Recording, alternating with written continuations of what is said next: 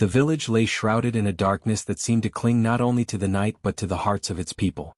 Dusty paths wound between crumbling mud huts, their thatched roofs sagging as though weighed down by years of neglect. The wind carried no songs, no playful chatter of children, no echoes of laughter that once might have bounced between the clay walls. It was a place where silence had become the native tongue, where even the rustle of the leaves seemed hesitant, as if fearful of disturbing the grief that settled heavily upon the community. Generations had lived and died here without seeing much change, and for as long as anyone could remember, despair had been the village's closest companion. The faces of the men were worn, furrowed by endless seasons of planting in dry soil and reaping little more than dust. Women moved about with slow, heavy steps, balancing clay pots of water on their heads, their eyes empty and fixed on the ground.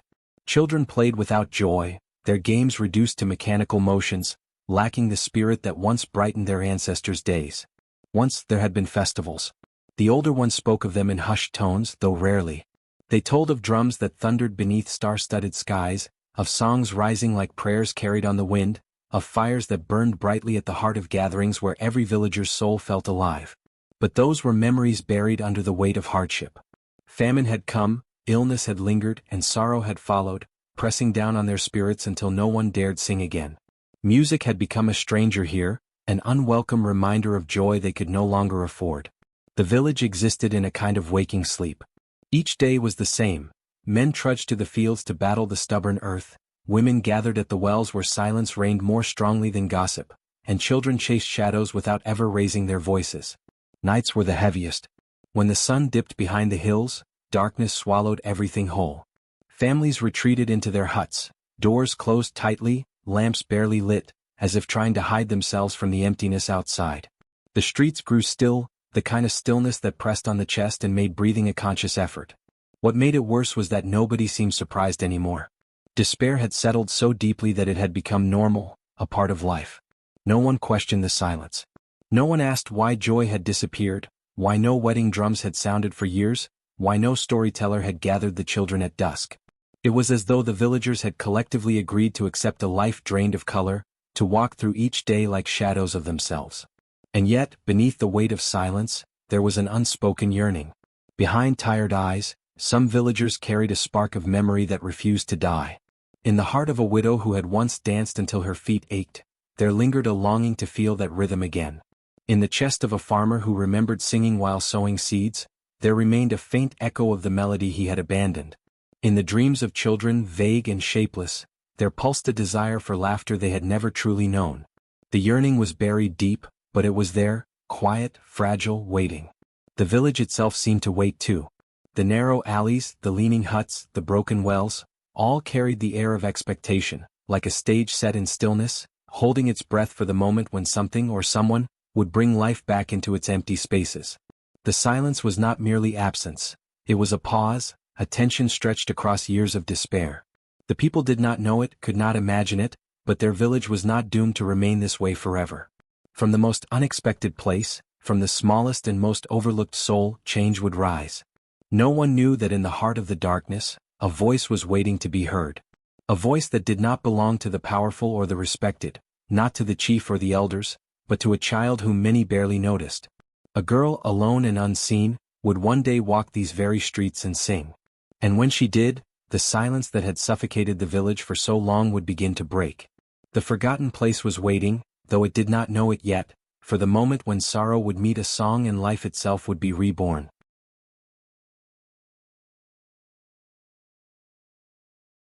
She was no more than 12 years old, though her small frame and weary eyes made her appear younger. To the villagers she was simply the orphan, a child without name or place, a reminder of the misfortunes that swept through their land. Her parents had once been like any others, farmers who bent their backs in the fields and trusted the seasons to feed them. But famine had struck with merciless hunger, the earth refusing to give grain, the skies refusing to send rain.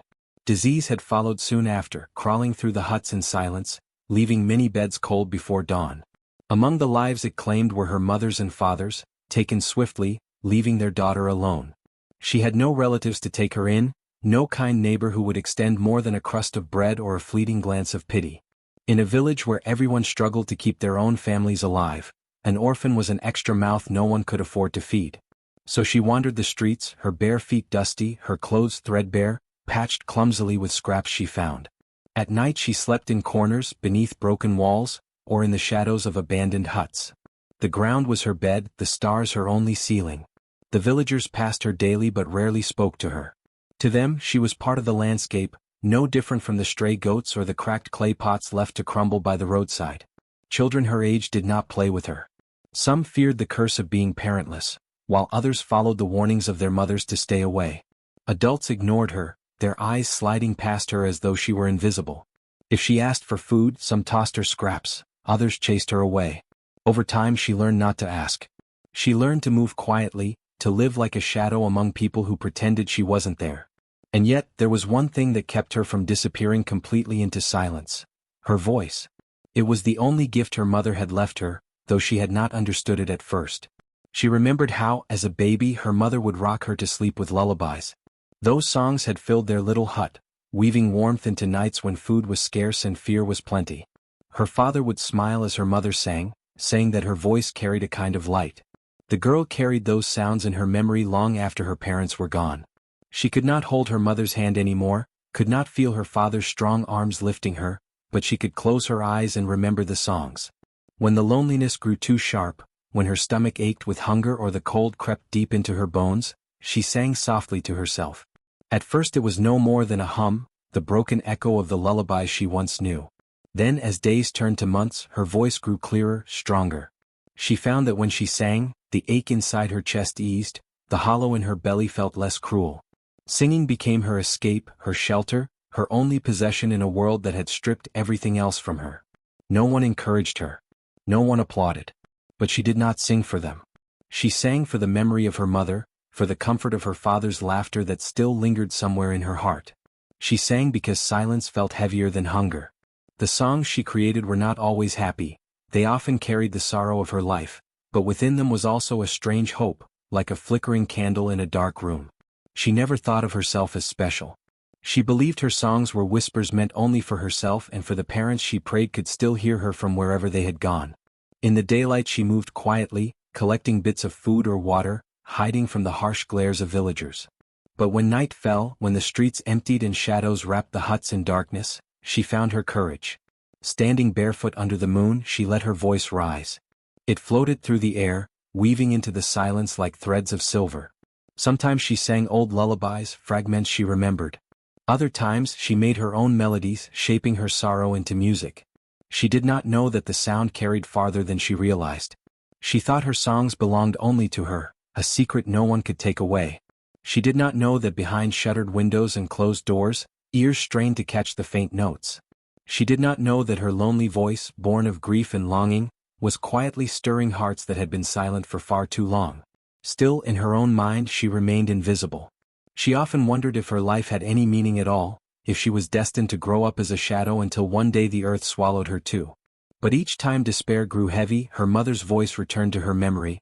"When you sing, my child, you give life to the world. Never be afraid to let your voice be heard." These words were not spoken loudly in her memory, they were a whisper, yet strong enough to guide her through the emptiest nights. And so she kept singing. Unloved, unseen, unwanted, but unbroken. She carried her sorrow in her voice and released it into the air, turning her pain into melodies the stars themselves seemed to listen to. Her voice was her treasure, her shield, her connection to a world that had not completely abandoned her. She was the orphan girl, nameless in the eyes of the villagers, but in her song she was something more.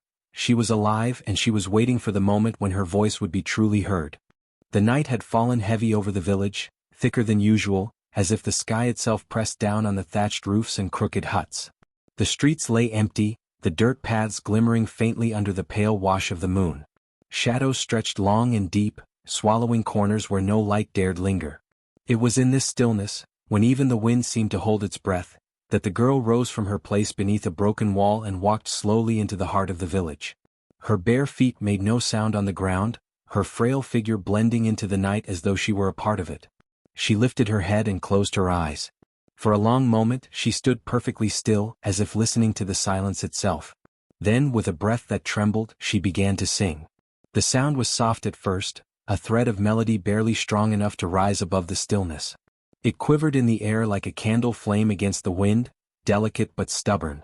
As she sang, her voice grew stronger, reaching out into the night with a clarity that startled even her.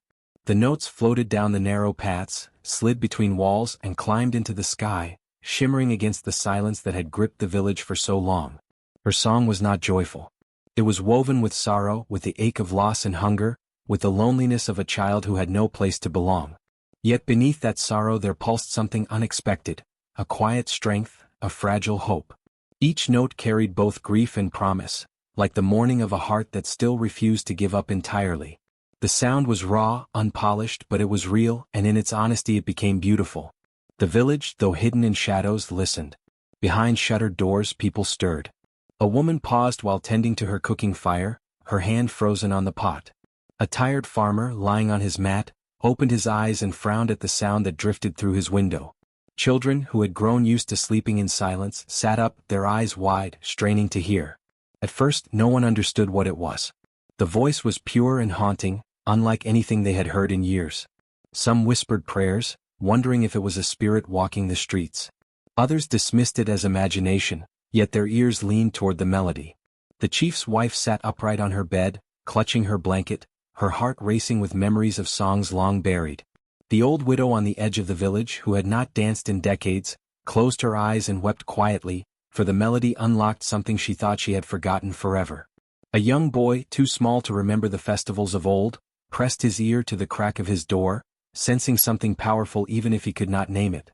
The song moved like water through a dry land, seeping into cracks, reaching places the girl herself could not see.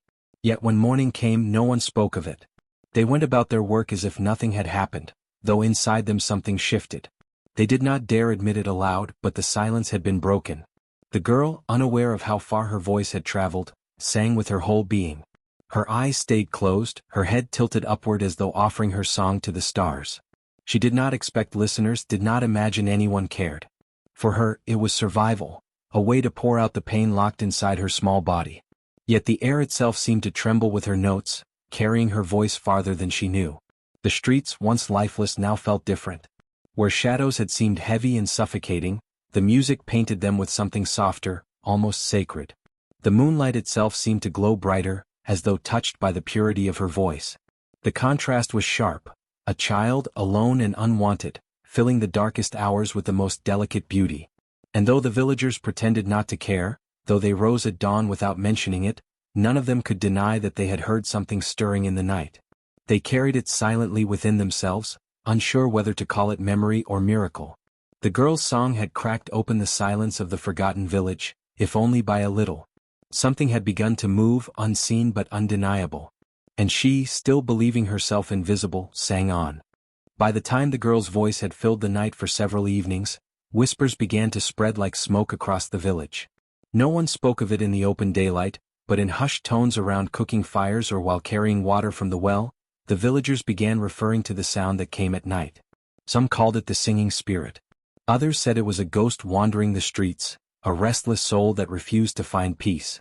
A few muttered that such music in a place like theirs could only mean misfortune. Yet not all were afraid. Some, though they dared not admit it, felt their hearts stirred in ways they had not thought possible anymore. The old widow, who lived in a hut at the very edge of the village, was among the first to recognize the sound for what it truly was. She had once been a dancer in her youth, her feet quick and graceful, her spirit full of fire. She remembered nights when the drums shook the earth and voices rose to the sky in joy. But those days were long gone, buried under decades of sorrow. Her husband had died, her children had left or been taken by illness, and she had lived in silence ever since. When she first heard the voice floating through the dark streets, she had trembled with fear, clutching her blanket tightly. Yet the more she listened, the more she wept. The melody carried her back to a time when she was alive in a way she no longer believed possible. "It cannot be a curse," she whispered to herself one night, tears slipping down her wrinkled cheeks. "No curse could make me remember joy." In contrast, the bitter farmer spat on the ground when he heard others whispering about the singing. Life had been merciless to him. His crops failed more seasons than they succeeded, his wife had grown weary of his anger, and he carried a permanent scowl that made children run from him. To him the voice was dangerous. "What use is singing when there is no food on our plates?" he grumbled to his neighbors. "Songs will not plow the fields or bring rain." Yet even as he said it, a part of him felt unsettled. Lying awake in the dark, listening to the girl's notes drift through his window, he remembered the days when he had sung while planting, when his heart had been lighter, when work had not felt like punishment but hope. The memory stung him, so he buried it under layers of anger. Still, the music lingered, scratching at the hardness of his heart. The grieving mother, who had lost her youngest child the previous year, carried her sorrow like a second skin. She had stopped speaking much, even to her husband, and her remaining children knew better than to ask her to join in their games. Her nights were long, her eyes often wet with silent tears. When she first heard the orphan girl's song, she thought it was her imagination, the sound of her own heart crying in the dark. But when the voice came again, clear and unbroken, she listened. The melody was full of sorrow, yet it was not despairing. It was as if someone else carried her grief and dared to release it into the night air. For the first time since her child's death, the mother closed her eyes and allowed herself to breathe without pain. She said nothing to anyone, but in her heart, she felt a flicker of comfort she had not believed she would ever feel again. These private responses remained hidden beneath the surface, for the village was not yet ready to speak of hope. Fear and superstition held many tongues. The young ones whispered that the spirit of a lost soul wandered through the streets, singing to lure the living. Some elders warned their families not to open their doors after dark. Yet even as they warned, they listened. Every night when the girl raised her voice, ears leaned toward the sound, hearts opened a little, memories stirred. It was a strange kind of awakening. No one would admit it, but they were beginning to remember pieces of themselves long buried. The taste of laughter, the comfort of song, the strength that came from being part of something greater than silence. They did not yet know who the singer was. They did not yet know that it was the orphan girl they had ignored for so long. All they knew was that something in the air had changed. The darkness was no longer empty.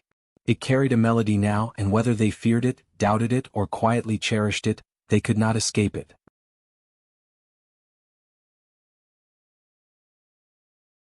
The chief of the village was a man named Kanda, tall and broad-shouldered, his presence commanding even when he spoke softly. His face bore the lines of a life lived in struggle, and his eyes were hard, sharp like the blade of a spear. For years, he had led his people with stern authority, insisting that order and silence were the only way to survive hardship. To many he was both protector and jailer, a man who gave them direction but allowed little room for joy. Festivals had ended under his watch, and he often reminded the villagers that laughter and song brought distraction, and distraction led to ruin. When the whispers about the singing spirit began to spread, it did not take long for them to reach his ears. At first he dismissed them, thinking it the invention of idle minds. But when night after night the people grew restless, stealing glances at one another as though sharing a secret, his suspicion deepened. He listened himself one night, standing in the shadows at the edge of his compound. The sound drifted through the darkness, soft at first, then swelling with emotion. For a brief, dangerous moment, he felt something stir in his chest, a memory of his youth when songs filled the air and his own feet had once moved to the rhythm of drums. The sensation angered him. To feel softness was weakness, and weakness he believed could destroy them all. The next day he gathered the villagers in the square. His voice was loud, his tone sharp, cutting through the murmurs like a whip. "This singing you hear in the night," he declared, "is no blessing. It is a curse, a trick sent to weaken us. We have lived without song because joy does not feed our bellies, nor does it heal the sick. Singing is a distraction.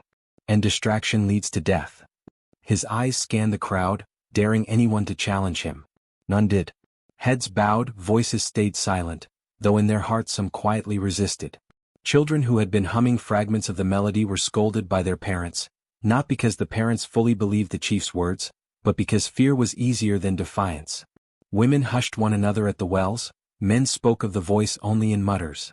Still, the memory of the song lingered like a stubborn fragrance that would not fade, no matter how tightly the chief tried to close the village's senses.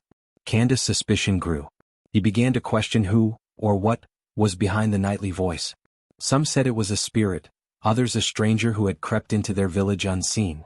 A few, braver than most, hinted that it was the orphan girl, but their words were drowned in laughter or silence. How could such a forgotten child be the source of something so powerful?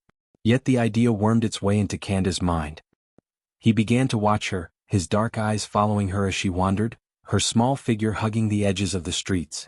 One evening as the sun sank low, he called a meeting of the elders. "If it is the orphan," he said grimly, "she must be silenced.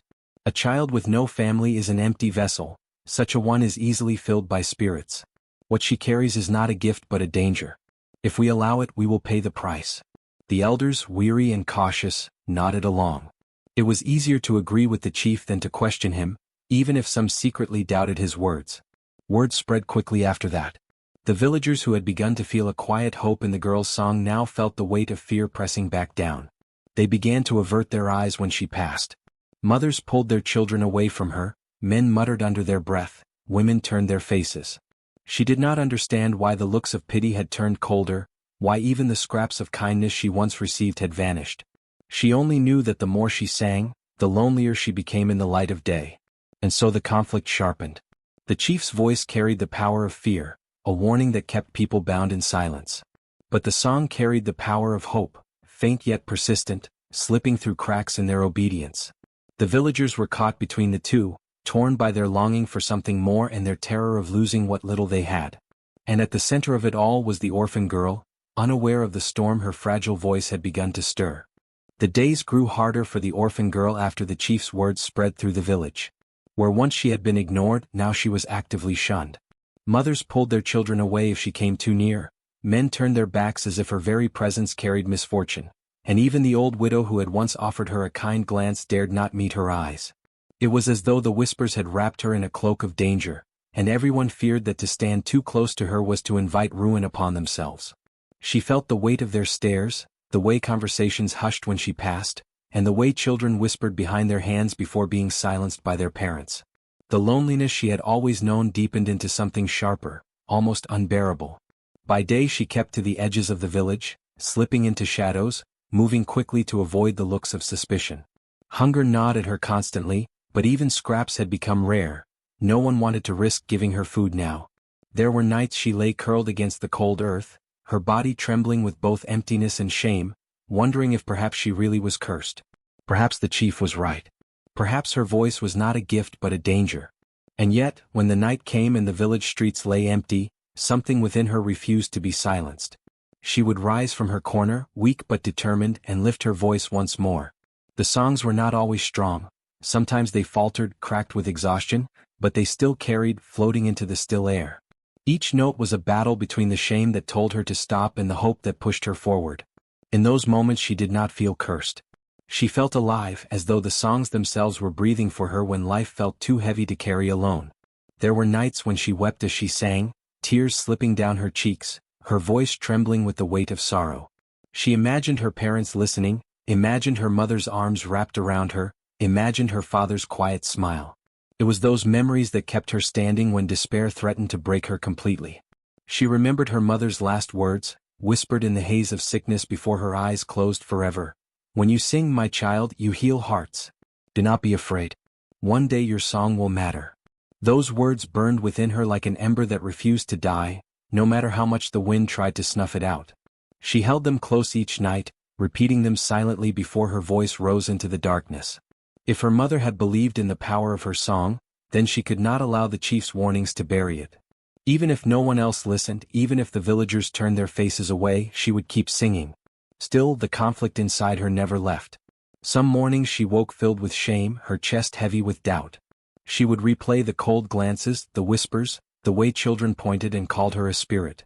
In those moments she thought of silence, of never opening her mouth again. But silence was heavier than rejection.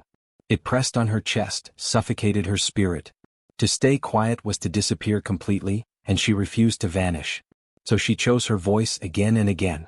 It was not an easy choice, but it was the only one that made her feel whole. With each song she poured out her loneliness, her hunger, her longing, and somewhere within that sorrow she found a sliver of light. It was small, fragile, but it was hers. And though she could not see it, though she believed herself invisible, her song was weaving itself into the hearts of those who listened in secret. The girl did not know it yet, but her struggle was not in vain. Her loneliness was the soil in which something greater was quietly taking root. The turning point came quietly, in a night heavy with grief. In one of the small, mud-walled homes at the edge of the village, a mother sat weeping over her son. The boy had been strong just days before, chasing goats and laughing with his friends, but an illness had struck him down suddenly. His body burned with fever, his breath rattled shallow and uneven, and his once bright eyes had grown dull. The mother had tried everything she could, Herbs boiled in clay pots, water sprinkled across his brow, whispered prayers to ancestors long gone. Nothing eased his suffering. Neighbors came and went, shaking their heads, their voices low with the certainty that the child's life was slipping away. That night, as the mother sat beside her boy, exhaustion pulling at her, she heard it again, the orphan girl's song drifting through the darkness. It floated faintly at first, like smoke curling under the door, but soon it filled the silence of her hut. The sound was mournful yet strangely comforting, as though the girl's voice carried all the sorrow of the world but also something beyond sorrow, something that lifted the heart instead of crushing it. The mother closed her eyes, letting the music wash over her, and in that moment she felt a flicker of hope. She thought of the whispers, the talk of a cursed spirit, the warnings of the chief. But then she looked at her son, his chest rising with effort, his lips trembling as he struggled to breathe. Desperation outweighed fear. Rising quickly, she stepped out into the night, following the sound through the darkened streets. There, standing alone beneath the moon's dim glow, was the orphan girl. Her eyes were shut, her face lifted as though she were singing to the stars themselves, unaware that anyone was watching. The mother hesitated only a moment before calling softly, her voice cracked with tears. "Child, come. Come with me." The girl froze, startled, her song fading into silence. She looked at the woman, half expecting anger or rejection, for that had become the only response she knew. But instead she saw desperation in the mother's eyes, a plea that went beyond words. Slowly, hesitantly, the girl followed her into the hut. Inside, the boy tossed weakly on his mat, his breath shallow, his skin slick with sweat. The orphan stood near the door, unsure of what to do.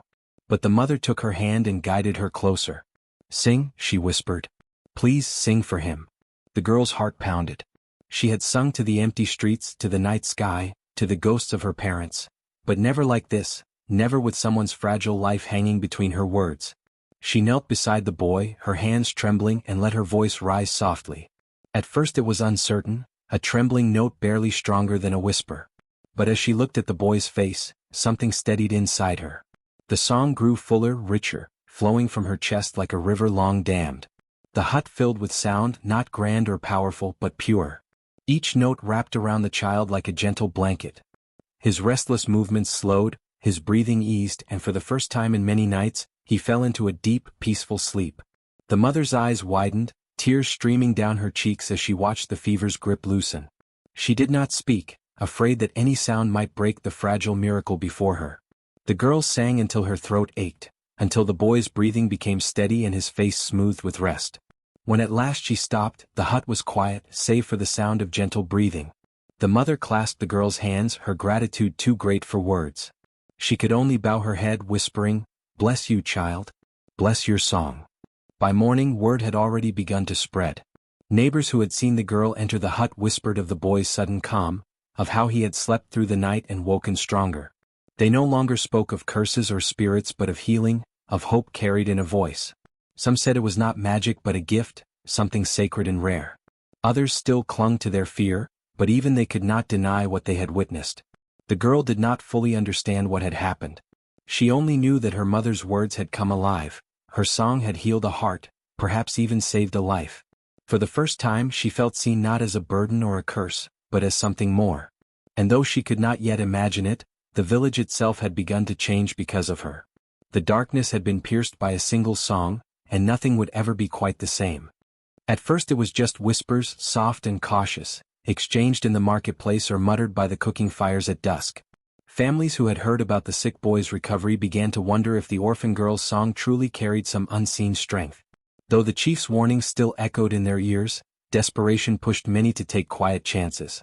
One by one, villagers began to call for her under the cover of night, inviting her to sit by the beds of their sick, their weary, or their grieving. Each time, the girl came shyly, hesitant but willing, and each time her voice worked a quiet wonder. Some children who could not sleep found rest beneath her lullabies, elders whose hearts were heavy found tears they had long suppressed, and mothers spoke of feeling their burdens lighten as her music filled their huts. Soon the change could no longer be contained to hushed stories. The once dead streets of the village, which had lain silent for years, began to hum with music each evening. What had been a place of darkness and despair was now touched nightly by melody.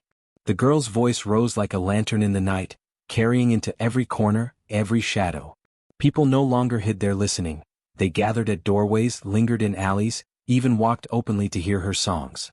Though they still spoke in whispers of what the chief might say, their hearts were drawn toward the sound that reminded them of something they thought was lost forever: hope. It was not only the healing of bodies that they noticed but the stirring of spirits. Men who had once toiled silently in the fields found themselves humming fragments of her songs as they worked. Women who had lost the habit of laughter began to smile again, first shyly, then openly. Children, once afraid to play in the dim streets, skipped and clapped their hands when the girl's music drifted over them. The entire rhythm of the village shifted, slowly but steadily, as though each note of her song was stitching together a broken fabric. The most remarkable change was in the way the people began to see each other. Where once they walked with their heads lowered, each burdened by their private grief, now they looked at their neighbors with softened eyes. They shared food more readily, told old stories by firelight, and even began to gather in small groups to celebrate life's little moments. A laughter long forgotten began to echo once more, hesitant at first but growing stronger, like a drumbeat returning to life. Then came the festivals. At first they were nothing more than simple gatherings, a few families sharing roasted maize, children chasing each other under the moonlight while the girls sang. But over time these gatherings grew into true celebrations. Drums were pulled from hiding, dusty instruments were repaired, and voices long silenced joined hers in song. Fires lit up the nights, dances returned to the village square, and for the first time in many years, the air carried not only sorrow but joy. The symbolism was not lost on them. Music had brought back what famine, sickness, and despair had stolen: their courage, their unity, their humanity.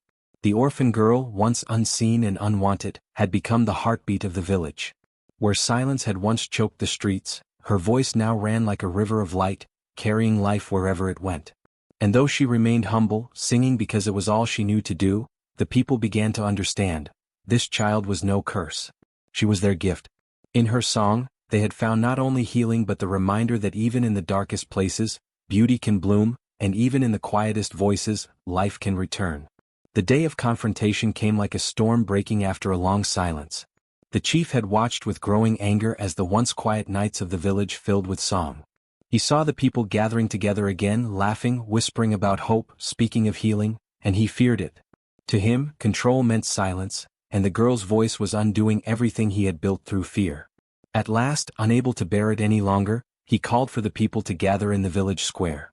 The crowd came uneasily, the air thick with tension. At the center stood the chief, tall and stern, his staff planted firmly in the ground. Before him, summoned like a criminal, stood the orphan girl. Her thin figure seemed small against his presence, but her eyes held no defiance, only quiet courage. The chief's voice thundered over the assembly. This child is deceiving you. Her songs are not gifts but curses. Do you not see how easily she distracts you? Do you not fear the ancestors' wrath for filling the night with forbidden music? You have forgotten yourselves, and it will bring ruin upon us all. A hush fell. The villagers shifted uneasily, glancing at one another. Some lowered their eyes, afraid to meet the chief's glare.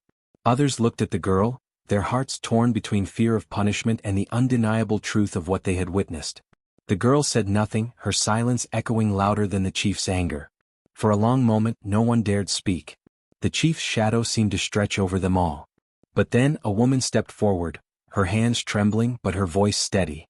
It was the mother of the boy who had once lain on death's edge. She raised her chin, meeting the chief's eyes. Chief, you say her songs bring curses. But my son is alive today because of that child's voice. He sleeps, he breathes, he plays again. Would you call that a curse? Gasps rippled through the crowd.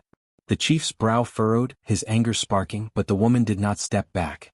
She planted herself firmly in the dirt. You command us to live in silence, but silence has given us nothing but sorrow. Her song gave us life again. I will not turn against her. Her words broke the wall of fear. One by one, others stepped forward. An old widow spoke of nights when the girl's voice had eased her grief. A farmer admitted that he had found hope to keep working the barren fields because of her songs. Children, emboldened by their parents, cried out that they loved her music, that it made them feel safe. The murmurs rose, building into a wave of voices, until the square rang with the sound of people declaring their truth. The chief raised his staff, but the people did not fall silent this time. Instead, they drew closer around the girl, forming a circle of protection. Their faces were no longer downcast, they were lifted with courage. The girl, who had once been invisible, now stood at the heart of her people, shielded by their voices. The chief's voice faltered. He saw in their eyes that the power he had held through fear was gone.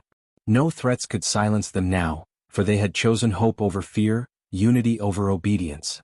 His staff trembled in his hand, then lowered slowly. The crowd no longer belonged to him. And so, in that moment, the orphan girl was no longer alone. She had become more than a voice in the dark. She had become the song of the people themselves.